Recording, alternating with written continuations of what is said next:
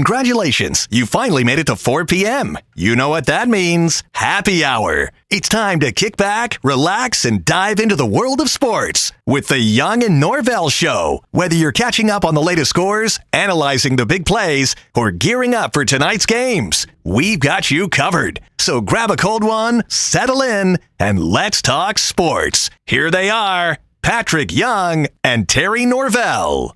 And since we last visited on Friday, we have crowned an NBA champion.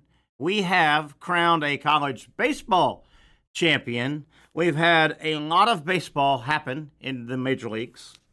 We've had some recruiting flips and commitments in college football. And I am proud to announce that I wrestled some sea monsters over the weekend on Saturday, as a matter of fact, and I have lived to tell about it. Hi, Mike Terry Norvelle coming to you on a Monday, hot Monday outside, late June, heading toward the 4th of July, and you folks know what that means. Once we pass the 4th of July, I think you can officially say it's basically football season right around the corner. A lot to get to. Hope to hear from Patrick Young. Want to get his thoughts on a lot of the basketball. Obviously, Oklahoma City, the better team won. Shame Halliburton tore up the Achilles, but I think most people would agree these two teams may be closer than we thought, but at full strength or even banged up a little bit. Oklahoma City's a little bit better basketball team right now than Indiana. Terribly entertaining 7-game series. I didn't see that coming.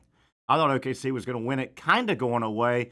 Terribly entertaining. Was happy that it was entertaining because I hated hearing the people, the small market people, talk a lot of noise. I don't care. I mean, there are two NBA teams playing. I don't really care about small market, big market. Hell, how long ago was it? 15 years ago, we had the biggest of big market World Series, and it was a ratings disaster when you had the Mets and the Yankees play. It was an absolute TV ratings and interest disaster. So it's not always about the big markets, small markets. These two teams, they hooked up in what was a fun 7 games. With that, let's welcome Casey Kurtz producing today. We hope to hear from Patrick Young. Brent Beaird sometime. He's definitely going to be on for a while today. We're not sure when he's jumping on, but we'll have Brent Beaird as well. Casey, NBA Finals, pretty damn good 7-game series, I thought. You see not too bad. Yeah. Did you see it coming? Not really. Not me either. Me either. I didn't think it would be. I didn't think we'd go 7 for sure. Nor did I. I had this thing going in 5 and then 6 and 7. It was entertaining, though. It really was. One of the big stories coming out of last night's game is, and there's an article on really the homepage of ESPN, why this Thunder Big Three might be the one to start a dynasty, Casey. Looked it up a little bit. Here are your ages. And the big three they're talking about, obviously SGA, the double MVP. He got the league MVP and the finals MVP. That's only been done by about 9 guys. Right. So SGA, Jalen Williams, of course, the other scoring guard, and then Chet Holmgren. So that's the big three they're calling for that might stick around a while. Now, you may be wondering, ages. How about 23, 24, 26? That's pretty good. Gilgeous-Alexander, the oldest at 26. Holmgren, 23. And, I'll get your opinion here, Casey. With regard to SGA, I think he's pretty much a finished product. I mean, that guy averaged 33 points a game. I would agree. MVP. You know what you're going to get for him. He's 26. If he stays healthy, 5-6 more easily, you're not surprised when he gives you 30-plus. Correct. But he's pretty much a finished product. Mm-hmm. He's a problem, and he's going to be a problem. While healthy, he's going to be a problem. You look at Jalen Williams, his running mate, 24 years old, and he averaged about 22, 23 in the regular season. But he looks like he is getting into that realm where he goes for 34, you don't blink an eye now. Yeah. You don't really blink an eye. And then Holmgren, 23 years old, he's still got improving. I mean, this is not anywhere near a finished product, I don't think, with Holmgren. Your thoughts? I would say it's easy to make this comparison right after winning the finals, right? Because they do this with every team that wins. Oh, they're the next greatest, whatever. Listen, these guys are good. We don't know how good Chet Holmgren is. We don't know how good Jalen Williams is. We do know, to your point, how good SGA is. So I would certainly love it if I'm the GM to build around those three guys without a doubt. Absolutely. Let me go over some real numbers here, hard numbers of these three, and we just went age-wise. Gilgeous-Alexander, 26. You've got Williams, 24. Chet Holmgren is 23. Alexander been in the league 7 years. Yeah. Man, 7 years. His career, he's averaged 24.4. This past season, 32.7. Right. Led the league. So he just went off the charts. He's an assist guy. He'll give you 5 rebounds. 52% shooting. These guys shoot so damn good. Anyway, we can go over some other numbers of SGA. We know how good he is. Jalen Williams, swing guard forward. Third season. He came in to the playoffs. His career NBA average 18.1. His 24-25 season, 21.6. And he averaged 25, call it 26, in the playoffs. So he's upped his numbers. And then you look at Holmgren, 23-year-old power forward center, 2 years complete now in the league. He is a career 2-year, 16.1 point per game scorer, 7.5, call it 8 rebounds, 7.9. Sure. 8 rebounds, gives you almost 2.5 assists a game. He'll give you 2.5 blocks a game. Holmgren, his 24-25 season, 32 games, was limited a little bit. He's at 15 points a game this season, so down 1 point, right at the same rebounds. I think he'll bump up. He'll be a 20-point a game guy and push 10 rebounds a game. That would be quality. And he can shoot. He can shoot a little bit. So also, one thing that struck me, and this was a little bit, this popped up in my thought process over the weekend. You saw the Kevin Durant trade. I did. And it's all but done. It can't be done until the league season. Mm-hmm. I think they can't officially stamp it until July, but it's done. All parties, the NBA will stamp off on it. The big three we just talked about, this young big three for Oklahoma City, Chet, Jalen, SGA. It looks like we're truly seeing the young changing of the guard, new blood, fresh blood. And in case you probably know the NBA a lot more than me. Do they say that every year? Because to me, I look and see LeBron, will he or won't he one more year? Harden, right? Is Harden still?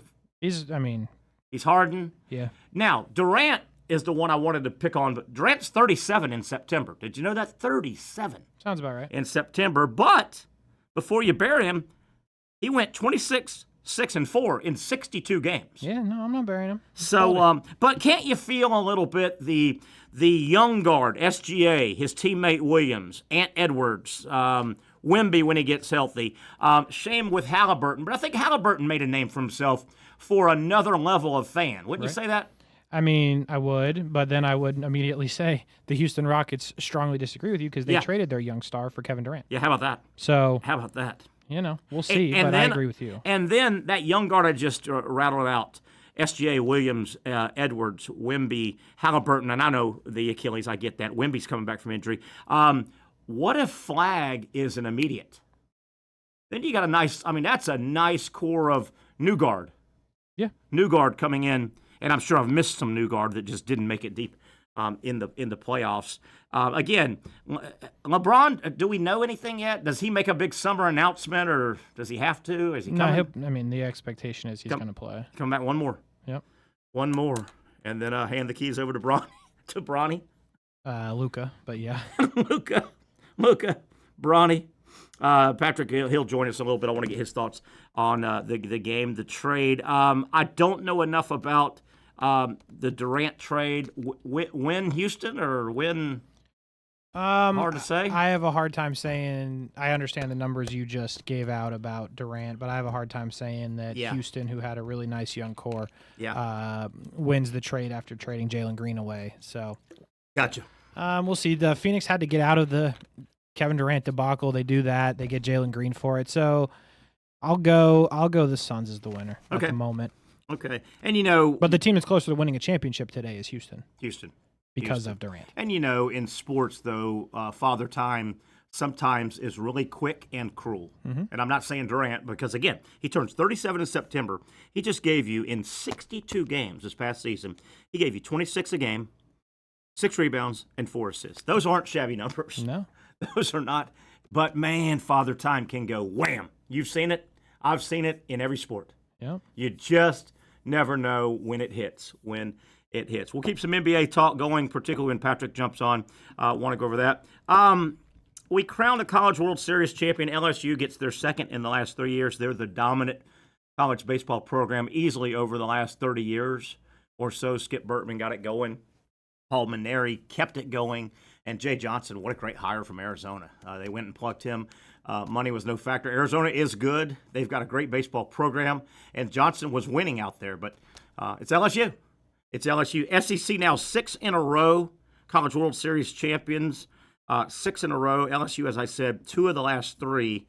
What'd you make of the dust-up yesterday? That first inning, Coastal Carolina, their skipper, their first base coach get thrown out. I was at a sports bar. I met some buddies to watch it, and it was 2:30 right in the middle of the day. So I couldn't really hear everything. You know, you're at a busy sports bar restaurant. Arguing balls and strikes. Potential elimination game, which turned out to be, and the manager gets run first inning. Yep.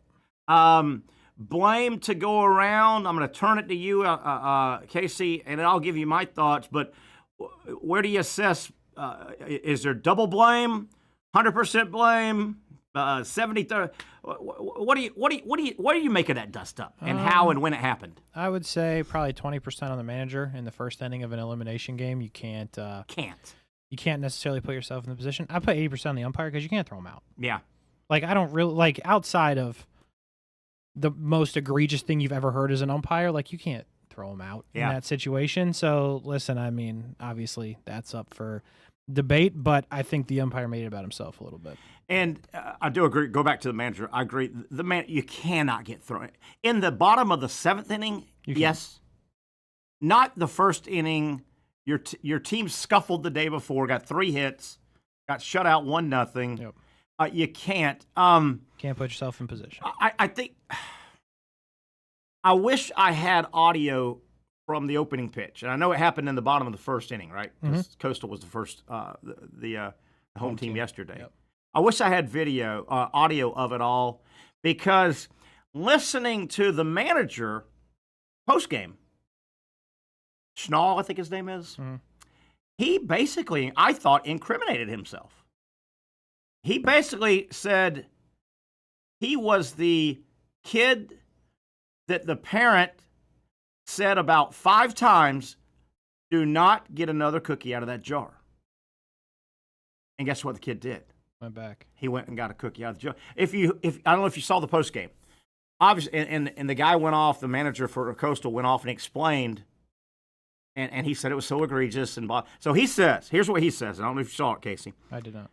He said, "I'm in the dugout. There's 25,000 people, and it's hard to hear." He said that. Now this is him, and I thought he really incriminated himself. He said, I lightly heard, that's a warning. And the manager for Coastal said again, there were 25,000 people. It was noisy. I wasn't sure what the warning was about. So I walk out, and as I'm walking up, I'm asking, what's the deal? What's the warning? What is it? The umpire, according to Coastal Carolina's manager, said, arguing balls and strikes, which, by the way, is illegal in the rule book. Right. You're not supposed to argue balls and strikes. And I get it. It's baseball. It's bench jockeying and dugout chat. So the manager got his clarity. He was told. Now, the umpire didn't say, I've warned you guys 5 times in 2 minutes. Right. He said, what was the warning for, Mr. Umpire? And he says, for arguing balls and strikes.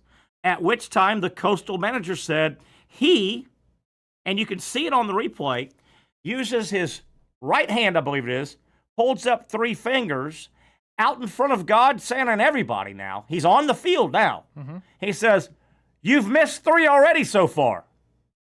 You're out." Gotta go. To me, the manager incriminated himself. Maybe. But again, still can't throw him out. If that was 1 or 2 warnings, you can't throw him out, umpire. You can't. I'm hoping it was 5 quick ones at least. Yeah. But the manager, he did put his hand right back in the cookie jar. Can't put yourself in the position. Yeah. And at that point, you pretty much knew that they were not going to win. Yeah, didn't it feel like it? And I know it really did. Mm-hmm. It really did. You're down 2 coaches. LSU's got their ace 1B on the mound, and they might just be better. And I think they are. And I think they are. Remember now, that team hasn't lost in 26 games. That's what I'm saying. They might. I mean, I don't. Yeah. If they played today, I don't know what happens. Yeah. But that don't matter. I don't know. Umpire, both. I'd probably lean more 50-50 kind of. I wish I knew a little more about what was said. But yeah. The coach. Now, unrelated. Okay. But I did think this morning I learned something from 2 weeks ago, I guess it was. That was the coach, Coastal Carolina, that absolutely dressed down Kevin O'Sullivan, the Florida coach. And you are correct. He dressed him down because O'Sullivan dared question the logistic administrative group that ran the regional. Of course, Coastal hosted that regional. Florida didn't play Coastal. They got knocked out 2 games in a row by East Carolina. But I didn't know this until this morning, and this changes my opinion on what Sully did a little bit. If it was true what I heard this morning, and it was brought up because of the coach arguing yesterday, they said this is Mr. Holier Than Thou that chewed Sully out. Sullivan and Florida got mad because their game, which was their elimination game, knocked them out. Their game got moved back an hour. Mm-hmm. It was supposed to start at noon, and it started at 1. I didn't like that, but I didn't think it was anywhere near what and how Sully handled it. I read today, Casey, that Florida was not told about that backup until they arrived at the park. To me, that changes a little bit. I would agree. That changes a little bit. Baseball and sports teams, particularly the older we all get, you get in a habitual pregame routine. Yeah. When to eat if you're on the road, when to get on the bus. I didn't know that. Yeah, no, that changes. I didn't know that Sully in Florida might have unloaded off that bus. And by the way, playing an hour earlier would have helped Florida more. It's not a big deal. Right. But it is a little bit of a big deal. It's a big deal if you didn't know. Yeah. Supposedly, they got off the bus at the ballpark. Oh, by the way, instead of noon, and I know your pitcher's probably was getting stretched out of the hotel a little bit, take an hour.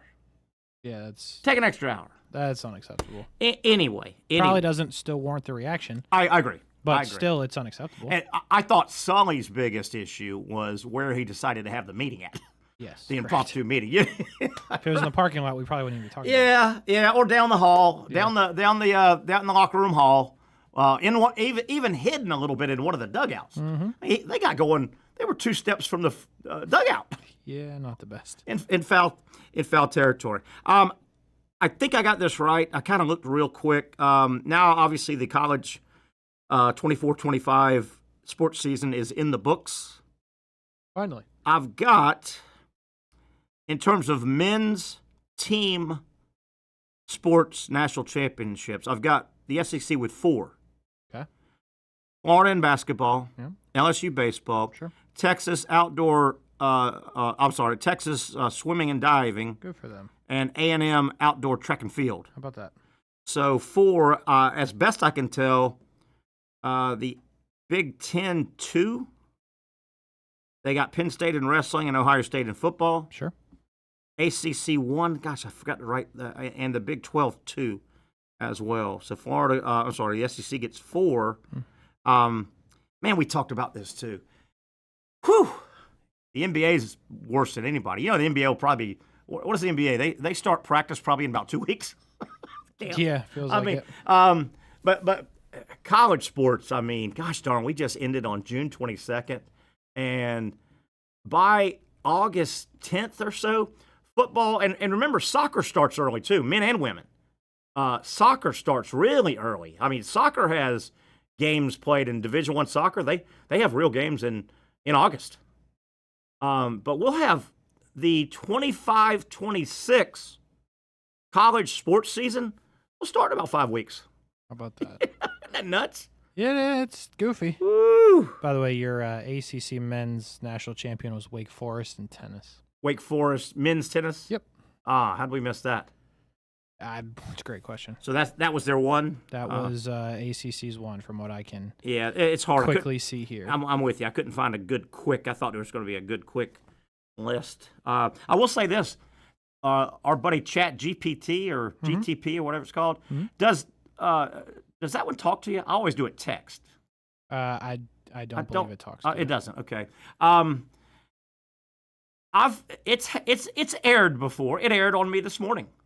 It's not perfect. Yeah, it's that's why it says check all this information. Is that what it's? Yeah, definitely. I said this morning, hey.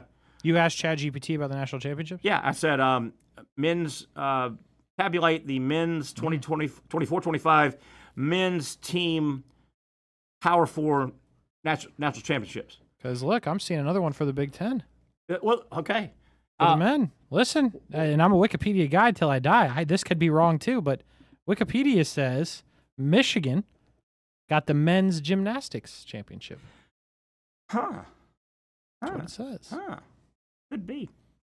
Well, when I asked it this morning, it came back and it said Big Ten won Penn State wrestling, and I said, what about Ohio State football? And it'll occasionally go, you're right, we missed that one. Yeah. It'll say that. Yeah, Penn State. I got Penn State as a winner here. What conference is UCLA in again? They are Big 12 now. Okay, they got water polo. Yeah. And, some of the sports are hard where 20% play it. Right. And 80% don't. Water polo. Men's soccer is out there, and not many people play it anymore. Vermont, by the way, your national champion in men's soccer. Vermont.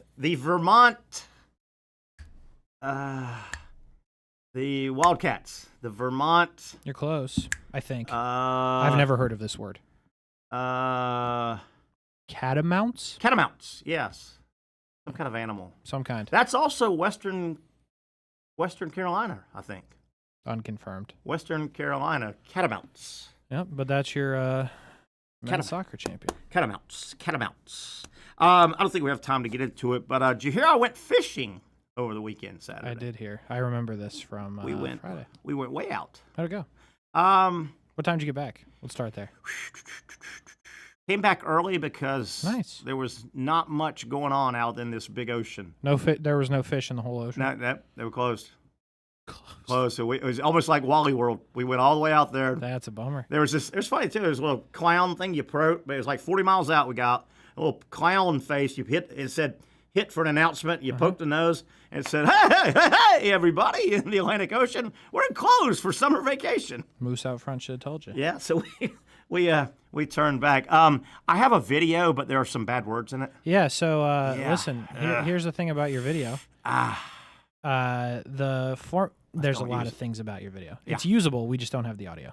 Oh, yeah. So we're good. That's fine. Whenever you'd like to see it. You want to play it, and I'll try to walk us through it a little bit? Yeah, absolutely. Can you stop and start, or no? Not easily. Okay, we'll play it. Maybe play it a couple times. So here we go. We're out. There I am, hooked up. And, man, I'm bruised where that by the way, they won't let you put the rod in the little holder thing. They say that's for girls. Okay. So I'm pulling this amberjack in, and there's a shark. You'll see the shark right away. Get away. Wow. So my guy says, hurry. So at this point, I just yank it. That's crazy. And look, there's an amberjack. That damn shark tried to get him. And, that got me mad. That got me so mad. What'd you say? I might have dropped a bomb. At the shark. You cursed right there. See me pointing? Yep. See me pointing? I go. You're giving the shark the business. I can walk us through. I say, I saw that shark trying to get him. And then I follow that up with, quote, hey, man, get the bomb away from my fish. Sure. And then a little bit later, that's it right there. Right there. That's the shark that chased it up there. That's crazy work we saw, right there. We saw a bunch of sharks out there. Look, he's coming to get that amberjack. And my buddy, Jeff, he goes, Terry, go, get it, hurry. So I had to yank. Dude, and that thing, you can tell right there. It weighed in almost 800 pounds. The boat almost, look at it. Look at the beast. That fish. Look at that sea monster. That fish maybe weighed 8 pounds. Look at that. Look, see the boat? We almost tipped. Yeah, I do see the boat rocking. Yeah, we almost tipped. Be honest, were you scared knowing where the shark was at this moment? We're going to need a bigger boat type situation. Not really. And so, right before that, I got one going, and it was a shark.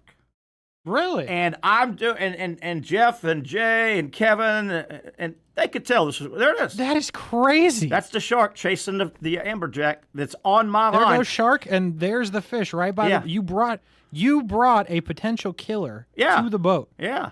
With your 8-pound fish. I felt like diving in there and beating up that shark. You would have died. Well, the shark, all he's looking for was a free lunch. I was doing all the work. That's what made me mad. I'm doing all the work. Absolutely. 30 minutes before, and I asked Jeff and them, 30 minutes before that, I got a shark on, and dude, I'm fighting it and fighting it and fighting it. By the way, the rod and reel they gave me to use was, it had the crank on the left. I'm right-handed for that. It was a disaster. Huh. But I battled through it, as you can tell. You saw the form, didn't you? We saw the form. The form. Now, here's my biggest question. Okay. I have a lot, by the way. Okay. What 1940s contraption, the first cell phone ever invented, was used to record this video? Look at this. This looks like you recorded it off a landline. It's funny. Were you connected back to Earth? No, like on the shore? It's funny. When I see it on my phone and on the computer, it's crystal clear. When you sent it to me, I legitimately thought it was the worst. I thought you recorded it off of a satellite in space. But I could show you it right now on my phone that Jeff sent it to me. What kind of phone does Jeff have? He's got an iPhone. That's it. You screwed it up. Why? iPhone to Android video. It'll kill it. Oh, okay. I didn't know how else to get it to you. Well, no, the problem's not me to you. The problem is you to Jeff. You're the Android. Yes. So when he sent his Look iPhone video, let's go back. Let's go back. Look at the form. That's good form. And by the way, see where that rod? I am bruised right there. God, money. There's the form. Yeah, right there. That's form. That's form right there. Look at this outfit. Yeah, that's my pink flamingo baggy shorts. That's the only dry fit shirt I had. Okay. And it's green. And it matches perfect. It is green, yeah. Absolutely. Yeah. And I was also wearing that fluorescent green. In case we went down, I wanted people to be able to see me. They weren't finding you. Yeah, green. You saw that shark. You were not going to be found. So anyway, 30 minutes earlier, I got a shark, they said, because my buddies could see it. And I fought and fought and fought for, it must have been it must have been 4 hours. I fought this thing. It felt like 4 hours. Okay. About 12 minutes probably. And damn it, it was mano-a-mano. We were locked up, me and him, and you could tell. Yep. I could feel him looking at me from the water. Uh-huh. And he knew I was looking at him. And I thought, what is that, no honor among thieves? Yes. It was one-on-one, and he finally chickened out. He just bit the line. Really? That made me mad. I didn't get to really see him. Let me ask you, what was the plan if you got the shark to the boat? I asked that question today at lunch. You asked it today? Yeah. A little late. I said, Jeff, so if we got the shark, and Jeff said it was the same shark, he thinks. That makes sense. I guess. I mean, in the one that cut loose, and then he tried to give. I said, okay, Jeff, so if I had gotten it to land that shark, would we have got him in the boat and unhooked him and thrown him back in? He goes, no, we just held him up, taken a picture or two, and then let him go. You would have held him up. Or, I guess with the rod, maybe. Yeah, you would, but that would have been you. Yeah. By the way, I don't ever fish. I know nothing about fishing. It was fun as hell though, just the whole day. There was this thing we found out. There was nothing going on. Okay. Nothing in the fish world. By the way, did you know this? We get to the boat about 6:10 a.m. That's terrible. So we take off. Sure. And we go right by the ferry. I had to ride the ferry across, right? That was pretty cool. And then we go out. 10 minutes into our trip, you'll never guess what we had to do. And we failed, by the way. Life jacket thing? No. 10 minutes into the trip, I had no idea. You have to fish to get fish to go fishing. Yeah, you gotta get bait. Hell, they were called pogies. Yeah, I'm aware. We couldn't find them anywhere. Nobody could. Yo. So they did have some bait they had already bought. And then we got way out. God. By the way, guess how far out we went? I'm wondering this. This was a question I had. Take a guess. We talking miles or hours? What do you want me to guess? Miles. Miles. How about 62? 40. 40. That's far. Yeah, and how long did it take you to get out there? Felt like forever. That's the part I didn't like. The full throttle for like an hour. Yeah, it took a good solid hour, and then I kept looking behind me, and I saw little Jacksonville Beach, and then it was gone, and little Neptune Beach, and the little Atlantic Beach, and little Bonner Beach. Bye. Yep. Bye. That spooked me a little bit. Should have. Didn't like that. Especially with the sharks under you. We were in about 80, once we got out there, around 80-something feet of water. Yeah, they would not have found you. I had no idea. Fishing is so electronic. Yeah. See, I thought, Casey, we were going to get out there and then boop, and reel. No. No, there's a plan. They call it bottom fishing. You just kind of put your bait on and drop it, and it goes straight down. Yeah. Because they're looking at this like depth finder. Yeah, and it's to me it looked like cheating. If you want to know the truth, I agree with that. By the way, I think it's cheating. Yeah, my dad used to have one. And if there was like motion underneath, it would like show a little fish on the thing. I'm like, no, you can't do that. Yeah, that's not how. I didn't really. I was on the boat with 3 fishermen. I don't want to say. That's cheating. Yeah, because again, they throw you off. You wore the green, but they were never going to find Terry. Yeah. So until the shark spit out your shirt. So I caught something else too. That was an amberjack. You caught 2 fish, and one bit the line. Oh, the shark. The shark bit the line, and something else they'd called it. I can't remember what they called it. So you caught 3? I think I caught. Well, I didn't. I don't think I get credit for the shark that bit the line. You don't. The chicken. You hooked it. Yeah, and then the chicken.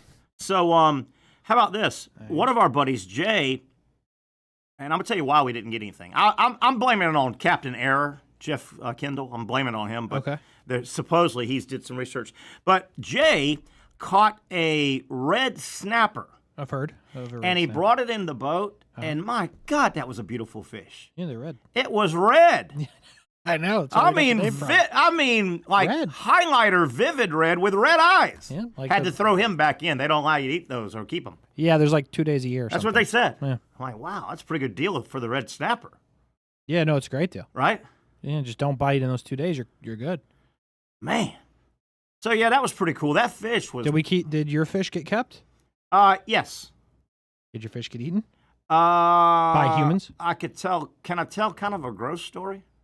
You can say whatever you want outside of the, swear words. So we get back to the, here's a whole other thing, too. We get back to Jeff's, lives on the Hexer Drive, right there.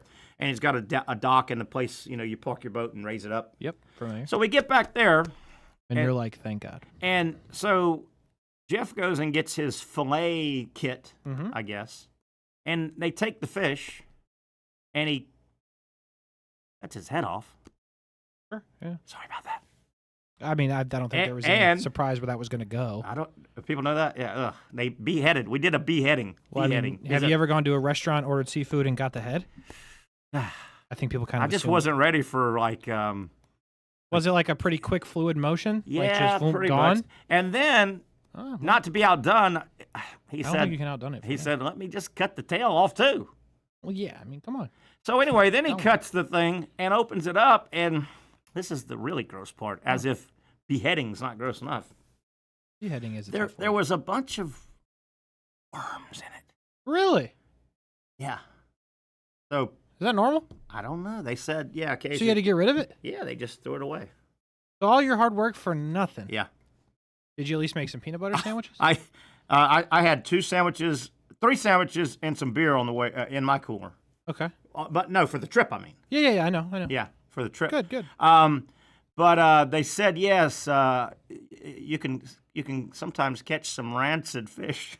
It's a little rancid. I can't believe that. That's crazy. Yeah, yeah. So how about this? I didn't know this either, and this didn't make any sense.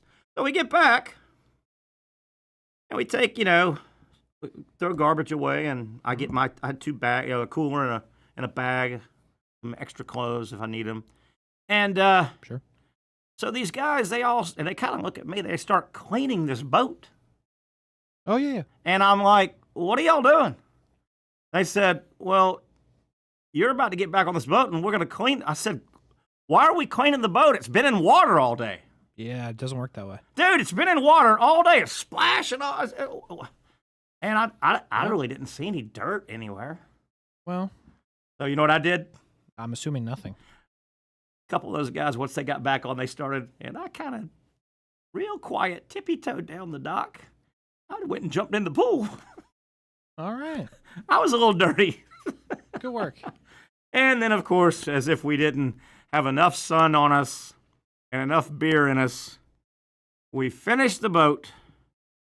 He put it on the lift, took it up into the rafters. Yeah. And we went down to the Sand Dollar and sat outside and drank a lot more beer and watched more boats. Nice. Not bad. Overall successful day. Yeah, not bad. So real quick, so my buddy, all 3 of these guys are big-time fishermen, right? They really know. I mean, gosh dang, this guy's boat's $300,000. 2, by the way, because I kind of know, because I'm kind of an outdoorsman now, we had ourselves 2 300 Yamahas. Oh, nice. Motors. Yeah. Mm-hmm. So a nice boat and all. And so Jeff was really frustrated as we're out there. And, I mean, we went to a bunch of little stops, too. He's got them all marked out. Oh, yeah. So we went to a bunch. And, I mean, he must have said once. If he said it once, he said it 1,000 times. And it was calm as can be. Beautiful, calm day. That's cool. He said, this is by far the worst day I've ever had fishing. Wow. You think that was you? And after a couple hours, my name started getting mixed up in that. Yeah. But we went to a little place and a little place and a little place, a little place. So occasionally we'd wander up on like 4 or 5 other boats within eyeball distance. Oh, there was other boats. Yeah, occasionally. But I will say this. Watching those other boats, they weren't yanking any fish out either. So I'm still going to blame Jeff. Poor captainship. But supposedly, when he got back, and he's dialed into all these fishing people and all these people that do reports here, there was or might be still going on, a thermocline. Really? That I wonder why our captain didn't know that before we went out, so we could have aborted. That's when you should ask him. Right? And I did, and he kind of just mumbled something. Yeah, don't you hate that? But he said, and he showed me the video, there's this big, probably the best fisherman out of Mayport. He had a video on Saturday afternoon, and I looked at it, and he said, thermocline. And that has something to do with the crazy temperature change. Makes sense. Down in the water. Sure. So they weren't eating. They were not eating. They just weren't eating. You hate to see it. And nobody caught anything, they said, except if you went trolling, whatever the hell that is. Yeah, it's where you drive slow. Yeah, you keep moving. That got some. But that got kingfish. We were supposed to be looking for grouper. That's right. So no grouper at all? Grouper, no. Not a grouper. They grouper are out of town. They were out of town. Are you here to tell me that Terry Norvelle, experienced fisherman, was the only one to catch a fish? Yeah, pretty much. Yeah. What? Yeah. Well, I'm an athlete, right? That's what they say. You saw the form, right? I did see the form. I saw that form. And let me tell you, boy, I'm sore in places that you didn't know. The gymnasium never goes in those areas. Here we go. Look at the form. Look at there. Reeling with the wrong hand. Look at that. Look at the form. Look at that. That's good form. That is strong form. And I'm telling you, it's fisherman form right there. This damn fish that I'm hooked it had to be 800 pounds. It had to be. It was a sea monster. Let's take a look. Look at the sea. Watch. The shark is the craziest part. Right here. You'll see the shark coming up, chasing the fish I got. Right. There's the shark. There's the shark. Right there. As you can see, it almost looks like he's smiling. Shark! Right so there's the shark. Here comes Terry's fish. And they say, just pull it out. 800 pounds. I just muscled it out of the water. Look at that beast. Hold on. Let's get a better look here. Look at that beast. Give me a good still here. Camera guy. Great work. Just unbelievable. Man. Oh, there we go. Look at that beast. Yeah. Look, from the back of the boat to the front of the boat. See, I'm in the front of the boat. Nice to your toes. He's in the back of the boat. No, he's right next to you. Right, way in the back. That That fish monster. is maybe 4 feet long. That's a sea monster. That's what that is. There is no scenario that fish is more than 4 feet and 5 pounds. And you can't hear the video because I said a couple bad words. See that little black thing right there? I kept telling Jeff, get the fish scooper. He said, no, that's a net. Oh, yeah, a net. We did, and of course, getting off the boat, I said, hey, we really didn't need this today, did we, Jeff? Hey, way to go, Captain. You're really trying to not get invited back. Way to go, Captain. Would you go again? Yeah. Really? Yeah. Now, this is a guy that went from I'm not going to fish under any circumstances to I would go back. Well, they kind of stuck the pole and, the rod and reel and all. I wasn't even planning. I loved the sitting down, eating sandwiches, and drinking beer. Well, that's more of a pontoon boat activity. That's what I wanted to do. Well, that's not the boat you were on. You had Yamahas. Yeah. That's not a pontoon. We had dual 300 dual Yamis. Yeah.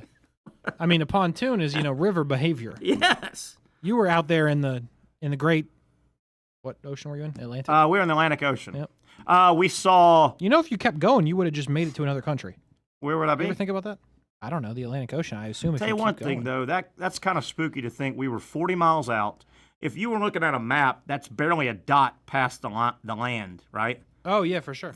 Boy, there's a lot of water in an ocean. That's how that works. Holy cow. I did see... Yeah, if you would have just kept going another 6 billion miles, it looks like, you would have ended up in Morocco. Oh, nice. I don't know if it's nice. How's the fishing over there? Probably better than what you guys had. Hey, sounds like. We couldn't be worse. So we saw a bunch of sharks. We saw a bunch of barracuda. Trying to remember. Them boys will kill you. The redfish we got in the boat, the amberjack. I saw a humongous sea turtle. Beautiful. Really? That's cool. Bunch of dolphins started. That's cool. They started. So you were one with nature. One with nature. Yeah, and I'm kind of an outdoorsman.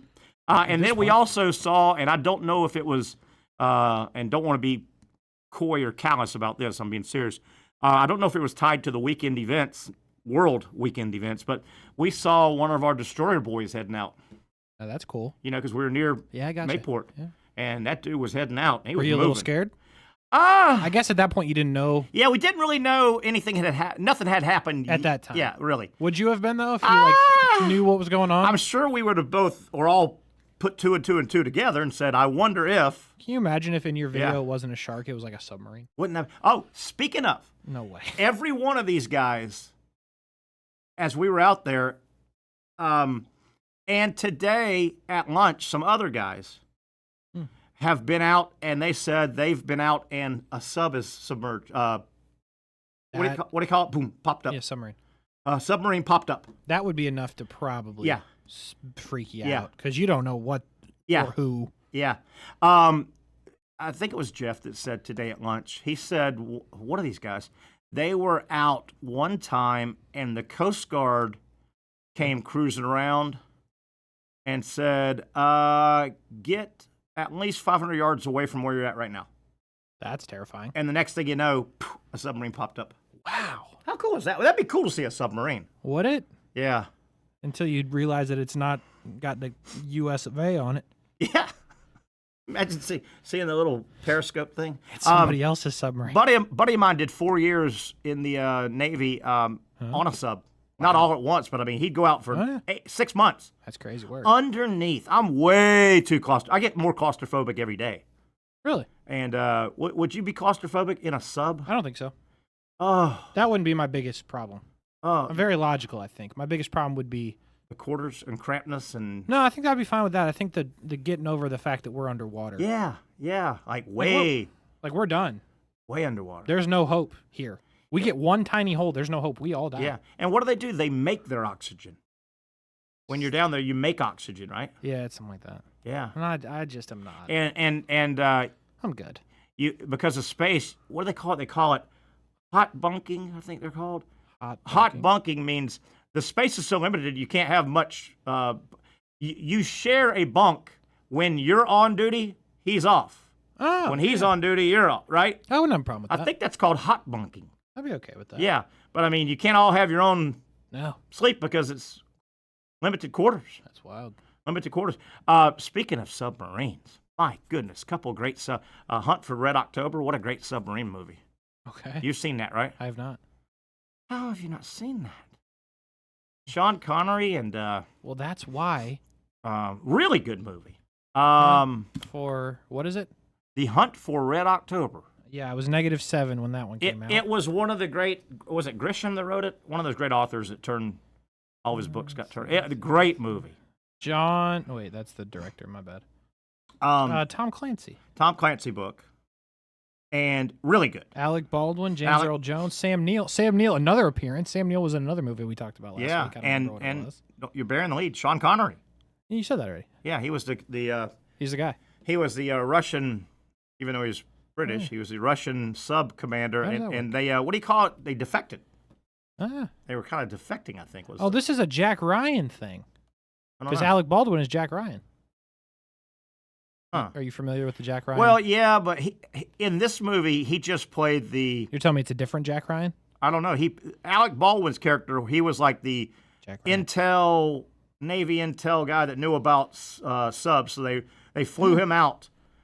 Got to be the same Jack Ryan, I think. And they spun that off? I would think so. Yeah. Because what's his name also wrote the Jack Ryan books? Tom Clancy. Yeah. Yeah. How about that? There's a couple other good submarine movies. Educational program. Yeah, definitely. 45 minutes worth of education. Well, the first 20 wasn't education. Yeah. These last 20, though. Yeah. For sure. Yeah. Hey, we worked in some NBA Finals and College World Series. Listen, we had to get that out. We talked about it on Friday. You got to, Hey, whoa. I can tie this into another topic.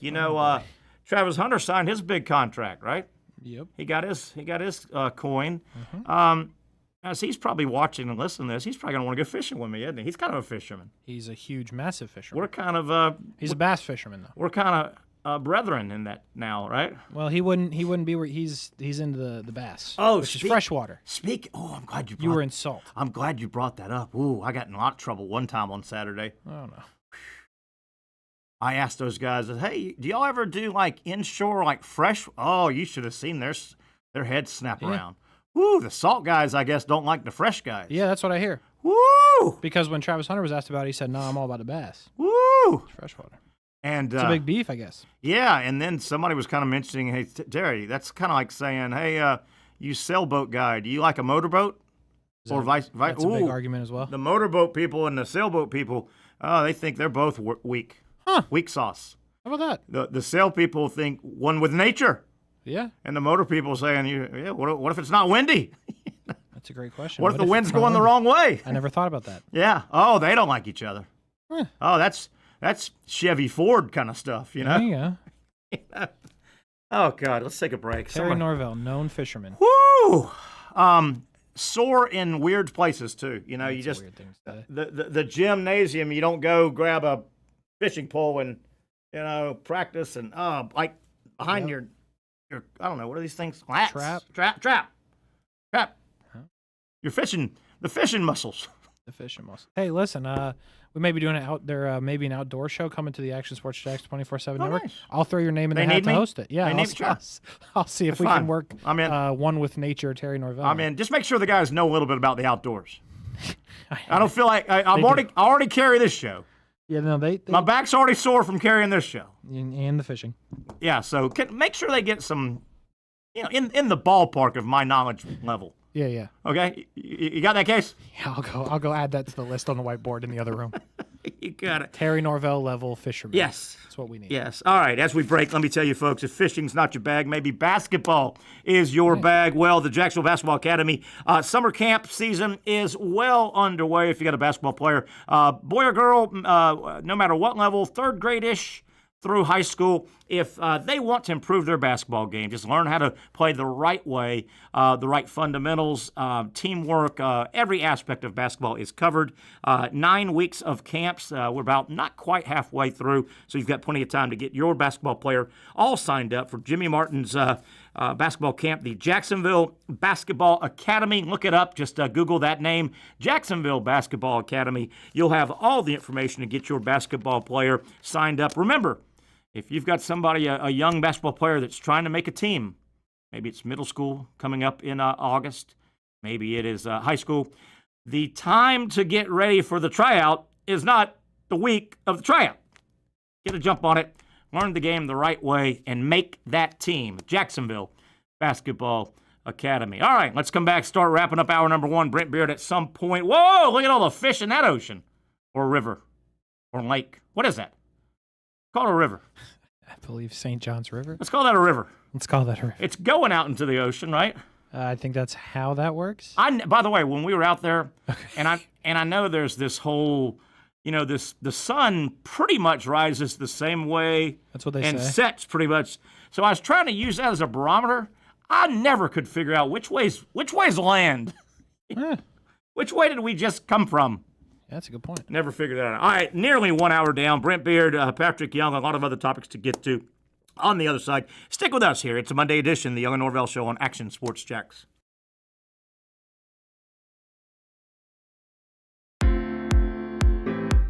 At Southeast Orthopedic Specialists, we know pain and injuries can stop you from doing what you love. This is why our board-certified orthopedic specialists offer the latest in both non-surgical and surgical treatment options and create a treatment plan tailored to your unique lifestyle and goals. So, whether it is a sports injury or that nagging pain that's keeping you from doing what you love, our team has the right treatment for you. For more information or to schedule an appointment online, visit our website. Finally, a family atmosphere, kid-friendly restaurant with a real sports bar feel. Bricks Jack's Beach features all that and a large, climate-controlled covered patio with misting fans and heaters for all seasons. Mix in an extremely diverse menu that features the most quality and affordable steak at the beach, and there's no reason not to enjoy your next lunch, dinner, happy hour, or big sporting event at Bricks Jack's Beach, 300 2nd Street North in Jacksonville Beach. See you at Bricks Jack's Beach. You really got to hand it to him. Hold on. The previous play is under further review. I'm not sure what he could review, but okay.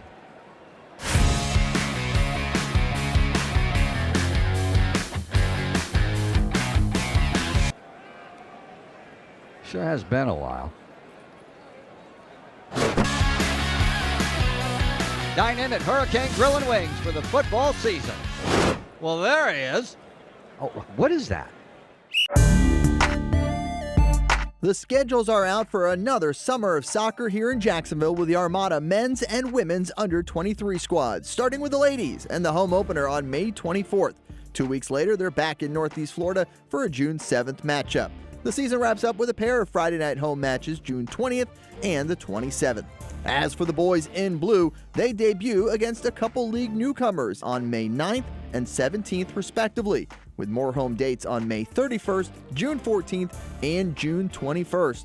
All those matches are at Edward Waters University, and you can watch them live on the Action Sports Jacks 24/7 network. Those teams are a big focus on Fleet and Footy, covering the big soccer stories each week on the Action Sports Jacks 24/7 network. I'll put one in the back of the net for you. Join us for player profiles, fun interviews, and the very latest on the Fleet and all things footy. That's every Thursday at 2 p.m.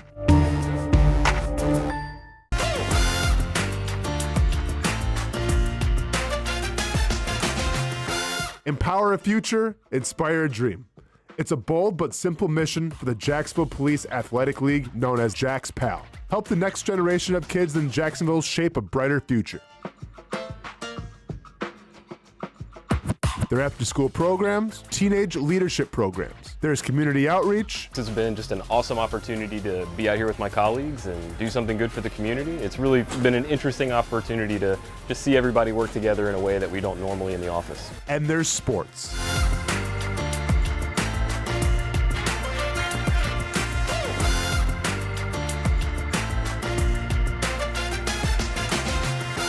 There are also ways you can help the next generation with a donation of any kind.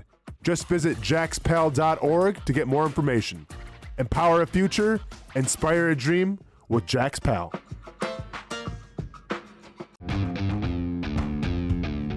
When you think sports, you think Action Sports Jacks, the official station of the Jaguars, on location for every game. But the most experienced team in town doesn't stop there. From high school football to the big events in the area, Action Sports Jacks is always on. Now, we take that to a new level. Action Sports Jacks 24/7 is around-the-clock coverage of the teams you love and the moments you can't miss. The best local sports in Jacksonville on Action Sports Jacks 24/7. Here we go. Right back into it on a Monday. Terry Norvelle right here on Action Sports Jacks, the Young Norvelle Show. Travis Hunter, over the weekend, they dotted the I's and crossed the T's. Hunter and the Jaguars, 4 years, $46.65 million, $30 million signing bonus up front. Nice. Up front, guaranteed, just kind of here. It's a good. Well, that's a big check, isn't it? It's good work if you can find it. That is a big golf check, right? Yeah. Boy, you know he likes fishing. We just talked about that. Boy, you wouldn't mind, and you know he's got a few dollars in the bank now. You wouldn't mind seeing him turn into your boat dealership. Oh, yeah, for sure. Truck dealership, I guess, to pull a boat. Yeah. Then again, he may be a guy that – no, he doesn't live on the water, right? He's in Deerwood? I have no idea. Yeah, I think he just bought in Deerwood. Gotcha. Which is not – it's right there by the avenue, south side. Yeah, I know where it is. Yeah, but there's no water there, right? No. Yeah, so he would have Land to – on every side. He would have to either rent, what do you call it, store it at a place, Could store it at a place, or trailer it himself, I guess. Could do that. Nah, you don't do that, do you? It depends. You don't do that. I wonder why he didn't buy on the water. Maybe wifey didn't want to. He's not a saltwater guy, I'm telling you. Freshwater. Yeah, but he could get on the freshwater, couldn't he? I mean, I don't know where the freshwater is. No? I mean, I'm sure there's a lake somewhere. Yeah, he could get a lake or a river. Could get his own lake, probably. Yeah, he could build a lake. Could. Build a lake. You know a lot more probably about the NFL salary cap, and at some point, I've asked you and I've asked people, and I'm trying to get an answer here. Mm-hmm. At some point, won't the Jaguars have to finally start paying the invoices that are coming in? I mean, within the last 3 years, 3 or 4, no more than 4 years, they are carrying a number 1 pick, Trevor Lawrence. Yeah. They are carrying a second recent number 1 pick, Trayvon Walker. Correct. And they are carrying a number 2 pick. Yes, they are. Those are big money contracts, right? That you normally don't have that high bunched together like that, do you? I mean, in theory, no, because the good teams find good players later in the draft and you pay your quarterback. But I mean, it's not just that too. Josh Allen was the 7th pick, and he makes a butt ton of money. Good money. So yeah, where I'm going with this is kind of the clock. It's a race with the clock right now. They need to be good pretty quick, or aren't they going to be in cap purgatory at some point? The cap. Well, at some point, the cap numbers aren't too bad right now. I mean, Trevor's cap number is only 17. Josh Allen's is like 15. Trayvon's is like 11. How do they? At some point, you got to pay the piper there, don't you? Well, I mean, they did that with Trevor. Like the bonus has nothing to do with the cap. Gotcha. So, like, if you convert more to a signing bonus, basically, if Shad Khan's willing to pay money right now, they're fine with the cap. Gotcha. That's what they did. Gotcha. You realize 4th of July is next Friday? Mm-hmm. Goodness gracious. That is closing in here. Let's talk a little baseball real quick. Major League Baseball over the weekend, things that just kind of jumped out. Casey, you may have a few things. Phillies, boy, they've righted the ship all of a sudden. And they roughed up the Mets, took 2 or 3. Phillies now back in the lead in the NL East. The Mets are 2-8 their last 10. Ouch. Yeah. 2-8. I think the Phillies are like 9 of their last 11. They've won. 2-8, and they're only 1 game back. Ooh, 1 back. Yeah, 1 back. Former Florida State catcher Cal Raleigh. Yeah. Just killing it. Got like 31 homers, right? 31 homers, leading baseball. Yeah. Not Ohtani, not Judge. Cal Raleigh had 4 in 3 games over the weekend. Just on fire. Absolutely killing the ball. Going to be an all-star. Yeah, absolutely. Former Florida State Seminole baseball player Cal Raleigh. I bet you a lot of people don't realize who's leading Major League Baseball in home runs. Yeah, I would agree. Cal Raleigh. A good series starting tomorrow, I think it is. And by the way, we'll talk baseball with Cade Kistner, our buddy from Sports Illustrated. Phillies at Houston. Be a nice one. If the Braves are going to make any move this first half to get position, they got to go now, right? I mean, they just had a pretty good stretch. Mm-hmm. Who they have? The Marlins, I think. And no, they swept somebody decent. They swept somebody decent, and I think they had the Marlins. The Braves haven't been playing. They swept the Mets. Swept the Mets. And lost 2 to the Marlins. Lost to the Marlins. That hurts. But they've got the Mets. Again, yeah. Again, and they're 3-0 against the Mets. If the Braves having the Mets again, and then the Phillies after that. And the Phillies. And the Phillies. All this week is Mets. That's kind of what I was saying, that we the Braves, gosh, to get to the All-Star break, if they could just be 5 or 6 back, I know it's a big number, but still 5 or 6 back versus, hell, they were 14.5 back a week ago. It was a mess. Mm-hmm. It was a real mess. Yeah, this is the chance for sure. Yeah, definitely. To just kind of this is the chance, I think, the next 3 weeks or whatever, to give the Braves a chance to show up for the second half. Correct. Right? Yeah. A chance to give you a chance. Did you hear, and we'll talk about this on Wednesday, Chris Sale? Hurt. Gosh, what do they call that? Rib cage. God, it sounds terrible to me. I want to get the right...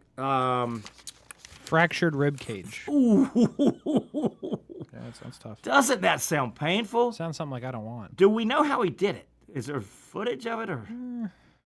Or? Ooh. Chris Sale with a fractured He went after a rib cage. Went after a ground ball off the mound. Made a diving play. Oh. A great play. So, yeah.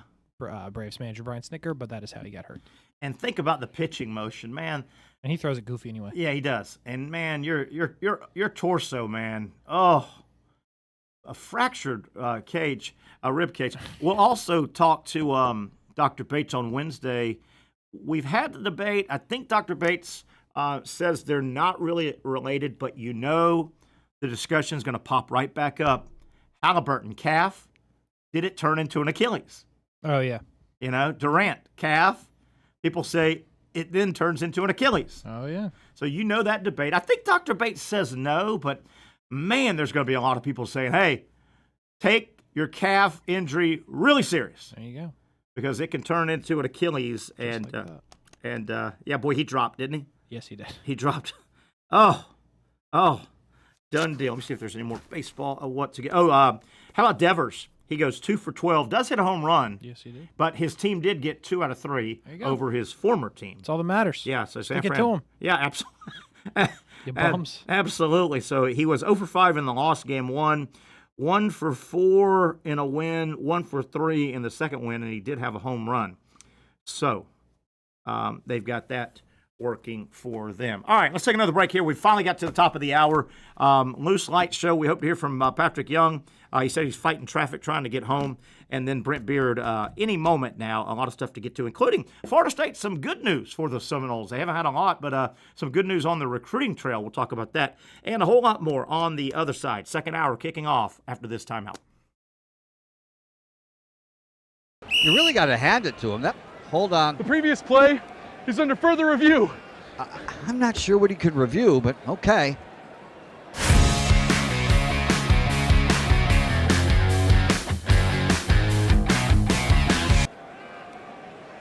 Sure has been a while.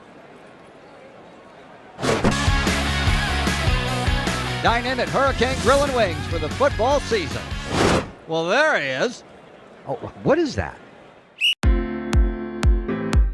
At Southeast Orthopedic Specialists, we know pain and injuries can stop you from doing what you love. This is why our board-certified orthopedic specialists offer the latest in both non-surgical and surgical treatment options and create a treatment plan tailored to your unique lifestyle and goals. So, whether it is a sports injury or that nagging pain that's keeping you from doing what you love, our team has the right treatment for you. For more information or to schedule an appointment online, visit our website. Most of us know how to throw.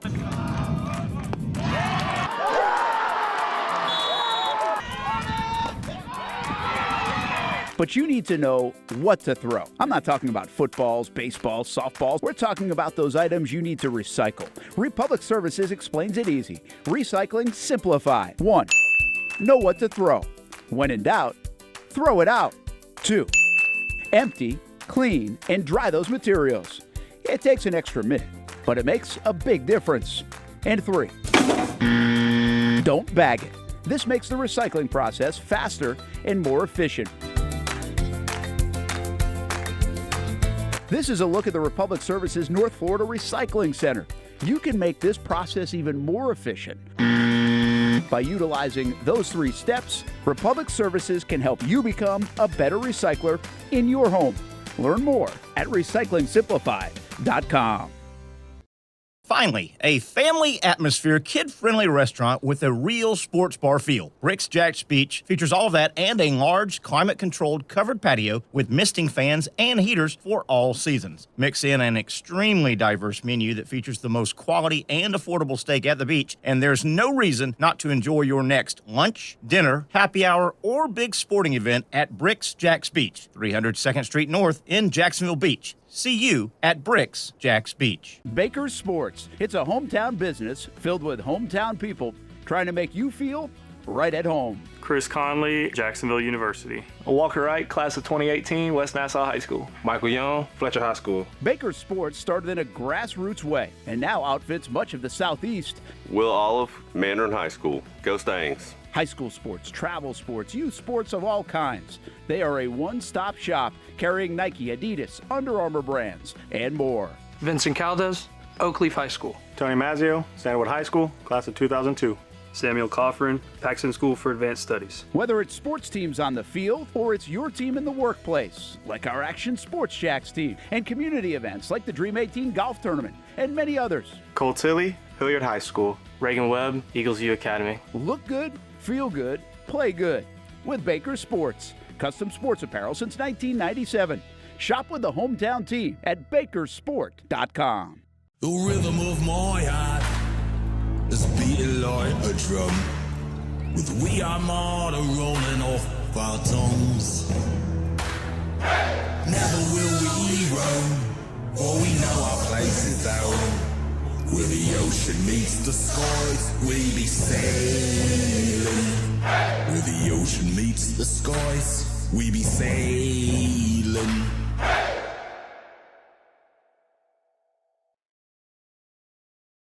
Back we are on a hot Monday edition of the Young and Norvelle Show. We'll be saying that for about another 3.5, 4 months. But we will make it. Football season on the horizon. Hi, everybody. We got Brent Beaird. We're about to dial up Patrick Young. Hopefully, he'll check in with us a little bit later. And Brent Beaird, hopefully you can hear this. In case you were wondering, this past Saturday, the sea was angry. The sea was angry, but I did clean it of at least one sea monster. There's one less sea monster out there after I got finished fishing. So we'll get Brent Beaird hooked up. Some stuff to talk about. This first round of the playoffs, when everything expands, how I don't think there's any choice. They're going to have to make the first round. The first round is going to be basically played as if it's the conference championship games. The SEC and the Big Ten in particular, also the Big 12, ACC to a degree, and obviously the Pac-12 is out right now. But those conferences, Big Ten and SEC especially, have worked too hard to turn their championship game into a massive moneymaker. You just can't turn your back on those games. I think you can change the name of those games and make them first-round matchups for the expanded playoff, but I think you're going to have to let the conferences either run those games. It won't be called the SEC championship game. It'll be the round one of the playoff, played in Atlanta, run by the SEC, and the SEC keeps the money. You just can't give away what you've built since 1992 in the case of the SEC championship game, and it's not like it's just barely breaking even. Those things are ungodly moneymakers. I just don't see any other way. They sell a lot of tickets. Yeah, a lot of tickets. But that's what it looks like. Yeah, and you get that, and the TV boys will just about name your price. Yep. To broadcast them, but Casey, they're just not going to turn their back. And isn't that about the only way? Because the true conference championship game, now it's getting in the way. Yeah. It kind of gets in the way because it's not a playoff game, but it's there. You almost have. I can't think of another, and this has been kicked around. This is not a Terry idea. Okay. It's been kicked around. That's about what they're going to have to do with the date on the calendar, where the first Saturday in December has been the conference championship games. Well, with the expanded playoff, that's got to be round one. Mm-hmm. So you're not going to back it up. You're not going to get rid of it. You're just going to, where is it? Big Ten's in Indianapolis. Yep. Generally, I think they've made a home there now. It is. SEC, Atlanta, Big 12, Jerry World. Yeah, that's correct. I think Dallas or Irving, whatever. You just can't say, no, we're done with those. Nobody's doing that. That's just got to turn into round one, playoff game one, presented by the SEC, right? It is, yeah. Round one, playoff game two, presented by the Big Ten. Mm-hmm. Or let college football run it all and just say, hey, what it makes, send it to the SEC. And they're big enough boys to say, that's how we're going to play in this tournament, or we're not going to play in this tournament. Yeah, that or take off a pay game at the front. Or yeah, definitely. And you know me, I love college football. I absolutely adore it. That's what they say. I don't want the season to stretch any longer. Yeah. Hey, man, by the time that national championship game, now it goes around the 20th of January. Yeah, it's late. I don't want it to go any longer. Hell, we just talked about college baseball. I love college baseball. Took forever. College baseball season's way too long. Yeah. College baseball playoff is way too. Hell, look at the NBA. Now, I'm admittedly not a huge NBA fan, but I don't know. I guess we could find hardcore NBA fans that go 2 months worth of playoffs. Give me 2.5. They have 2 months worth of playoffs. Mm-hmm. Whew. That's why I never understand the. I guess like it's business and you make money, but all the regular season games in every sport I've never understood. Yeah. Do we really need to play 82 times to play another 2 months? Yeah. Well said. And if you suck, who cares? Yeah. Well said. By the way, real quick. Yeah. To your college baseball point, first game of the season for Coastal Carolina, February 14th. How about that? Last game of the season, June 22nd. How about that? Goodness. That's a long time. Good. That is a long, long time. Practice every day you didn't play, probably. Yeah. Oh, yeah. Oh, yeah. Brutal. Oh, don't forget, there's fall baseball. Oh, yeah, that's not even on the schedule. Yeah, and, there's a lot of internal, and you could play some opponents, and they don't count. Yeah. But no, gosh, when I was at JU, now, baseball will start in October. They'll start working out, and they'll do a good 2 months of fall. Generally, teams will play their own World Series. It'll be the orange versus the blue, best 2 out of 3. Somebody has to run and eat beanie weenies or whatever. You know what I mean? Yep. But no, baseball guys, if you go deep into college basketball season, Florida just played through early April, and basketball starts practicing October. Yeah. Ooh. Let me say. Ooh. Long. Gators played their first basketball game last year, November 4th. Right here in Jacksonville, right? Right here in Jacksonville. Yeah, and that is so early comparatively. It wasn't that long ago. College basketball started around Thanksgiving weekend. It literally started around Thanksgiving weekend. Now it's moved up about 3 weeks.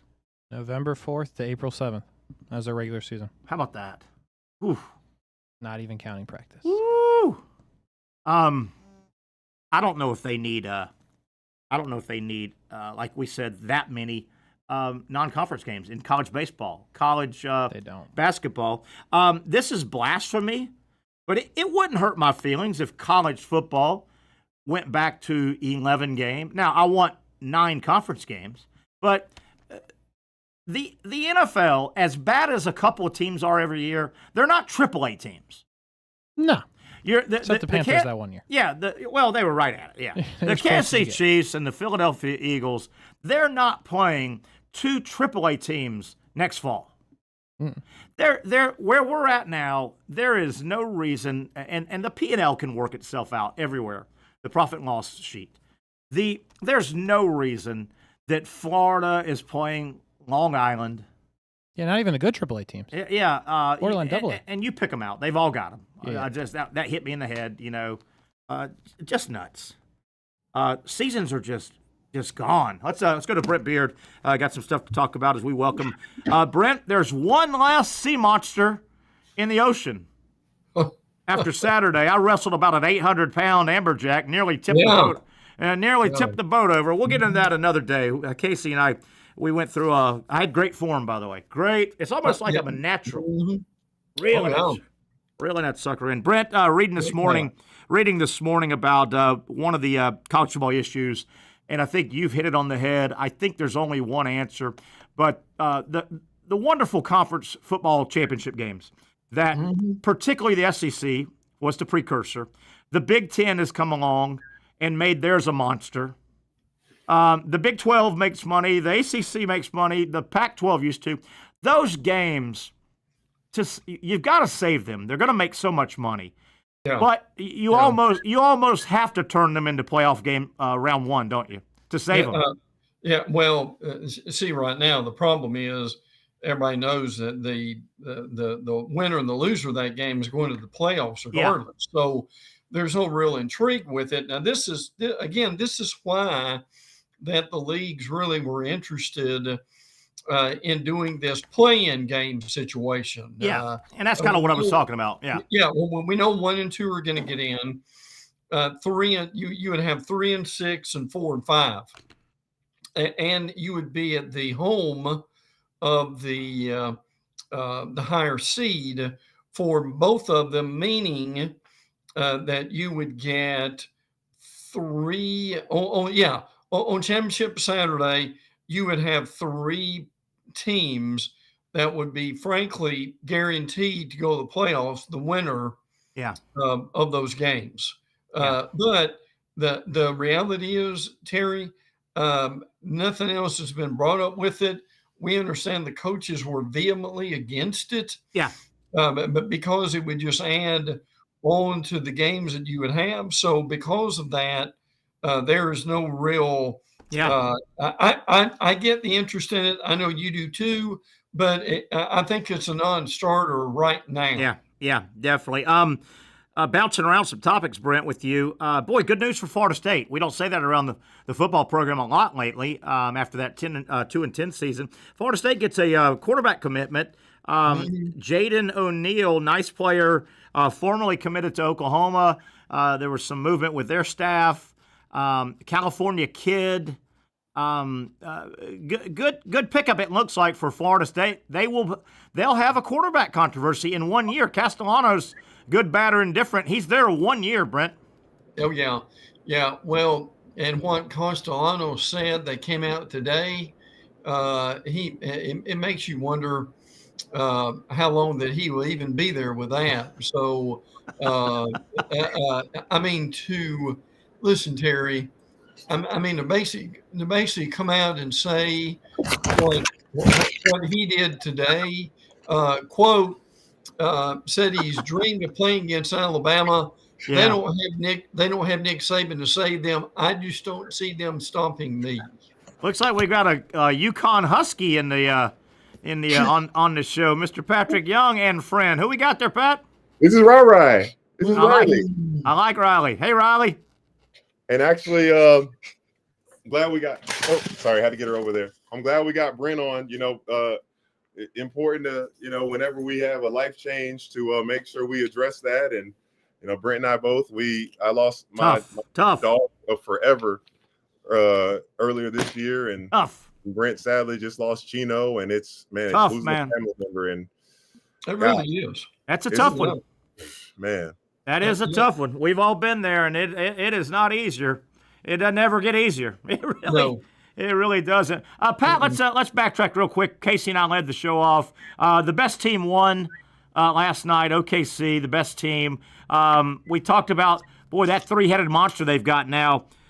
SGA's 26, Jalen Williams 24, Chet Holmgren 23.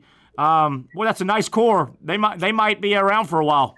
And what's interesting, you would look at Chet Holmgren.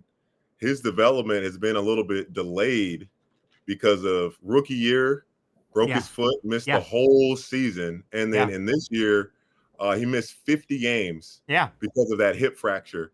So, have we seen the best Chet Holmgren in this mix? Yeah, Casey and I were talking about that. Could he actually be the star? Yeah. He just hasn't gotten unleashed yet. You know, Casey and I were talking about that. SGA, 7th year in the league. He's as polished as he's going to get. I mean, this guy is a scoring machine. I think Williams can get a little better, but Chet Holmgren hasn't played his best basketball yet. That's true. I mean, how much better can SGA really get? He's great. He could probably be a little bit better 3-point shooter, and maybe with some decision makings, because game 6, I think he had 10 turnovers. Yeah. Or something like that. Wow. And in game championship game here, the final one, game 7, I think he had at least 11. I knew probably stopped watching it with about 6 or 7 minutes left, because I knew it was, man. And I'm so glad we got Dr. Bates on. I know, it's terrible, isn't it? Halliburton. And with Dr. Bates, I think we asked him about it before. He's like, not necessarily. Yeah. So not necessarily the calf is related to the Achilles. Yeah. I'm like, Doc, but maybe the science isn't pointing to high-level athletes that have to play, and cut and plant. And, I mean, you just saw his Achilles pop when he planted that thing back. No. Yeah. And go ahead, Brent. Well, 2 things for both of you. Number one is tell me what is wrong with having a smaller market team. We talked about that championship. We talked about that. And okay, I know it's not the Lakers, I know it's not the Knicks. Take your pick with that, but I don't get the consternation with that. And Patrick, I'll let you jump in. I thought that was a terribly entertaining surprise. Sure. It surprised me. It was so good. And you heard people talk about, well, what a bummer, small market versus small market. I don't care. Are you serious? This series had everything. I know. Yeah. I know. It had game 1 shock of OKC having a 20-point lead, and obviously they responded there. Then the Pacers dominating at home. Then the Thunder. No, they did. Indiana lost 2 straight, and that was the first time they had lost 2 straight games in a really long time this series. Yeah, guys, my other question is, and this may be a Dr. Bates question, but I think we're smart enough to where we know a little bit of generalities here. A little bit. As ugly as that was, okay, this is June. I mean, guys, realistically, surgery, recovery. Oh, yeah. I mean, my stars, when in the world can he play again? Yeah, Patrick, what I read this morning was it's seriously in doubt that he'll be back for next year at all. There's no way he's playing. No way. Yeah. Because just think, to risk putting him back out there before it's time. And hell, the regular another year, and the NBA regular season starts in about 9 hours, doesn't it? Yeah, right. Absolutely, it does. Right. But Patrick, you hit it, and Casey and I talked about it. Hour number 1, Wednesday, when we have Dr. Bates, we have to go right back to some people say the cat and 2 high-level Achilles, Kevin Durant a couple of years ago, and now Halliburton have it certainly looks plausible to go calf strain, be careful, that can turn into an Achilles. Yeah. And I don't think they're necessarily related by medical science that we know, Patrick, but man, that's a coincidence, isn't it? I think it's, in medicine, one thing I know, or what I learned in medicine science, you can point to a correlation. Yeah. But you can't definitively say, this was the causation. It was a direct, you did X. You punched me in the face, Terry. Yes. So obviously you punched me in the nose. So obviously it's broken. Oh, no. Oh, I'm sorry, Patrick. I'm sorry. I like my nose, Terry. Why would you do that? I'm sorry. You got a great nose. Sorry. By the way, what's his name? Dominique Foxworth. He has the biggest nose I've ever seen. Wow. When you see him on that, because he has a Dominique Foxworth show, and he's brilliant. He's great, obviously. Man, his nose goes out to like here, guys. Man. I'm not trying to be mean. Is that wrong? Yeah, it's wrong. Hey, it's a good thing he wasn't a boxer. When Would he have ever lasted a year with that? Let me do some producing on the fly here. This is really important because a lot of stuff happened over the weekend. Casey, do we have that special footage that we had earlier today? Have you guys seen this?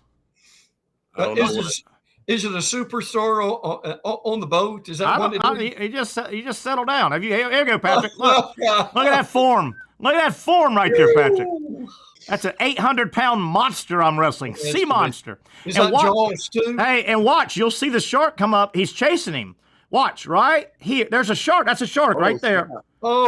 That's a shark chasing the amberjack that I'm landing. So at this point, my man says, quit reeling. Get it in. Get it in. So I hoist it in. Look at the beast. He almost tipped our boat over. Look at him. Look at the size of this monster. Hold on. So cool. Look at it. He's an 800-pound sea monster. How about the form there, guys? The form.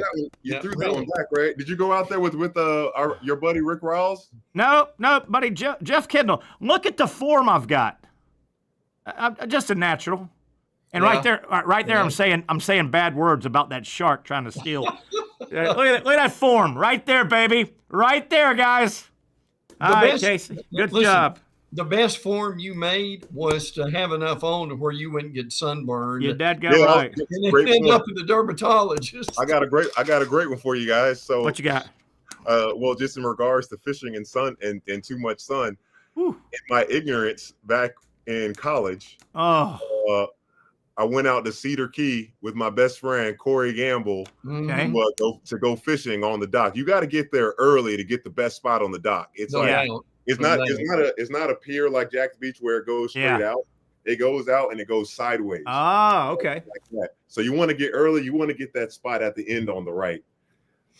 I wore a tank top. Yeah. Boy. And in my ignorance, I thought black people don't get sunburned. Oh no, you did not. What did Mama say about that? Well, Mama couldn't have been happy. Oh well. When I realized how bad it was, because I moved my tank top and saw how much lighter it was here than the rest of my body. And then that's what happened the next day, guys. Not good. My skin started peeling off. Yes, because you burn it off is why. You burnt it off. Yeah. God, Patrick, that's a rookie mistake. Yeah, I mean, hopefully you learn from it once and you don't do it again. But, another really cool thing that happened on that trip was Corey and I, we just went out. This was probably after the season. And one of my coaches we ran into out there as we were fishing. Okay. You want to know who that was? Who? NBA champion Mark Degnault. Who? Really? NBA champion coach Mark Degnault. Who was a Florida assistant? You said he was an assistant at that. It was just random, like because I think Coach Donovan he had a house out there in Cedar Key and let Mark go out there for a little respite. And man, Mark Degnault. I'm not surprised at all that he made it to the NBA as a head coach, but to win the championship, to be named Coach of the Year last year. I mean, how about that? Hey, Pat, before we take a quick break, you've got an event coming up through your foundation. Yeah. And I'm terribly sorry that I didn't mention it earlier. Yeah, man, let's talk about it. So one thing that's been really important to me is through my foundation is giving back, not only to the patients that we serve with spinal cord injuries, but you want to spread awareness and you want people that are able-bodied, that have no disabilities, to take appreciation of their bodies in their life. And this whole month of June, I've asked everybody that is capable to, I wasn't asking for a financial donation, but I was asking for a commitment of your time to move your body intentionally for 20 minutes a day. Okay. Whether walking your dog, playing pickleball, but you're doing it in a way that I am so grateful that I can do this. Nice. And I'm thinking about the people that can't do this. And in celebration of this mindset, what we're doing on this upcoming Sunday, the June 29th is when I have my car accident. This will be the 3-year anniversary. Okay. We're having an in-person event at Excel Performance at the beach, where we have many prizes for people that come. T-shirts. There's going to be a DJ. There's going to be the Cup of Job coffee truck because it's early. So I'm going to be there at 8:30. So I understand we're going to need some coffee, photo booth, and we just want people to participate because maybe you don't want to donate. You can't donate to the whole thing, but $50 you get to be at this event and hoping that it's going to change you and affect your heart. So this first of many, and I hope to see if you guys can make it. I know it's Sunday. I know it's a church day, but that Sunday is going to be the day. That's where I'm going to worship God at. I like it. And let me say this. Along those lines, I got a text a little bit ago from a friend who is the president of the St. John Sports Club. Yeah. And guess who, Terry? Guess who the guest speaker is at noon on Thursday, and that will be one Patrick Young. Congratulations, Brent Beaird. I'm glad they got you speaking out there. Patrick. John Alexander. Yes. So he keeps John. He's well, how old is John? In his 50s? Yes. He keeps telling me, "Hey, be prepared for my bad jokes. Be prepared." I've never heard somebody, and they are preemptively tell you, "Hey, bad jokes are coming." And I said, John, you could use good jokes. Are they that bad? Are they that bad, Brent?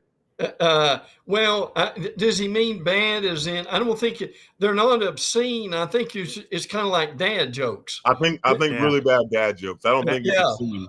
Bad dad. I like it. I like it a lot. All right, Pat, let's make sure we tell people all week about the event coming up, and that is this Sunday. I was telling Casey, can you believe 4th of July is next Friday? Yeah. 4th of July is next Friday. I can't believe that this month is going by so fast. Unbelievable. Hey, I'm going to ask if both of you guys can stick on. I'd like to take one more break, and I want to get y'all's thoughts, both of your thoughts, on what went down Saturday in the College World Series, inning number 1. I want to get both of y'all's opinions on that. We'll do that and a lot more. Winding down, final 30 minutes. Stay with us right here on the Young Norvelle Show on Action Sports Jacks.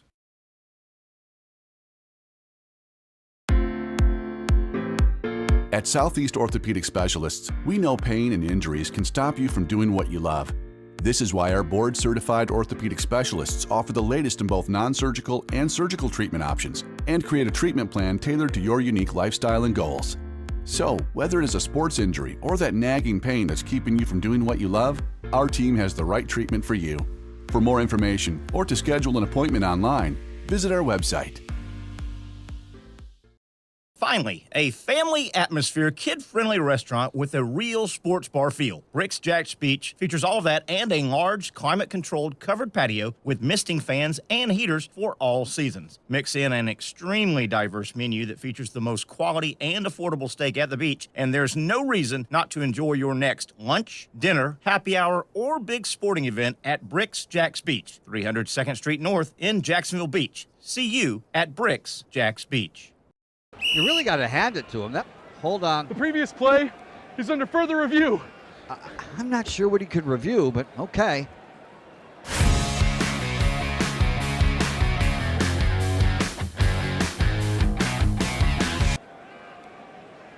Sure has been a while. Dine in at Hurricane Grill and Wings for the football season. Well, there he is. Oh, what is that?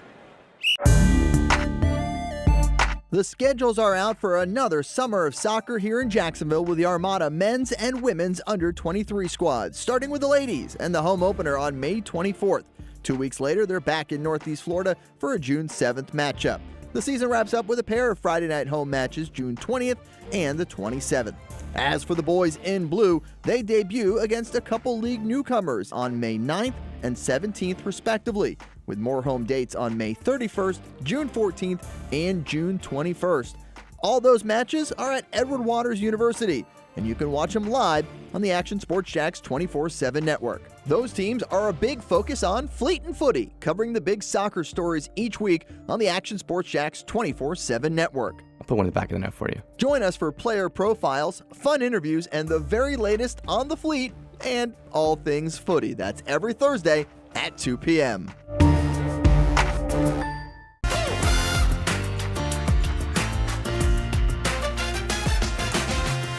Empower a future, inspire a dream. It's a bold but simple mission for the Jacksonville Police Athletic League known as Jax PAL. Help the next generation of kids in Jacksonville shape a brighter future. Their after-school programs, teenage leadership programs. There's community outreach. This has been just an awesome opportunity to be out here with my colleagues and do something good for the community. It's really been an interesting opportunity to just see everybody work together in a way that we don't normally in the office. And there's sports.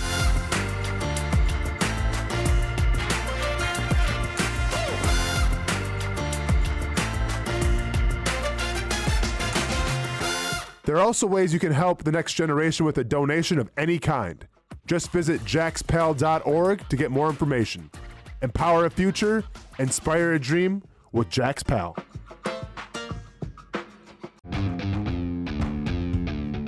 When you think sports, you think Action Sports Jax, the official station of the Jaguars, on location for every game. But the most experienced team in town doesn't stop there. From high school football to the big events in the area, Action Sports Jax is always on. Now, we take that to a new level. Action Sports Jax 24/7 is around-the-clock coverage of the teams you love and the moments you can't miss. The best local sports in Jacksonville on Action Sports Jax 24/7. All right, back we are. Gang is all here. Should have Patrick Young, should have Brent Beaird, Terry Norvelle here, Casey Kurtz producing. Guys, before we jump into what you guys thought of the ejections in the College World Series the other day, we gave some love earlier. Good recruiting pickup over the weekend for Florida State. They got a future quarterback, it looks like, Jaden O'Neal, hot shot quarterback, number 161 overall, the 16th ranked quarterback. That's FSU. What the hell's going on? My dog, she's got her head over the camera. She's like, oh, let me get closer. Maybe he'll give me something. I turned my head for a second. I don't know what the hell's going on with this show. Good news for the Canes today, or over the weekend in football recruiting. Looks like they stole a 2026 highly recruited wide receiver from Georgia, a guy named Vance Spafford. They flipped him. He was is a highly recruited. Let me try and find if I've got any numbers on him. But he's a really highly recruited wide receiver, so a good pickup over the weekend for Florida State football and Miami football. Brent, I'll let you go first. What was your thought process 1 inning into an elimination game, final college baseball game of the year, and 2 coaches for Coastal Carolina were kicked out, and where do you place blame? How much do you place blame?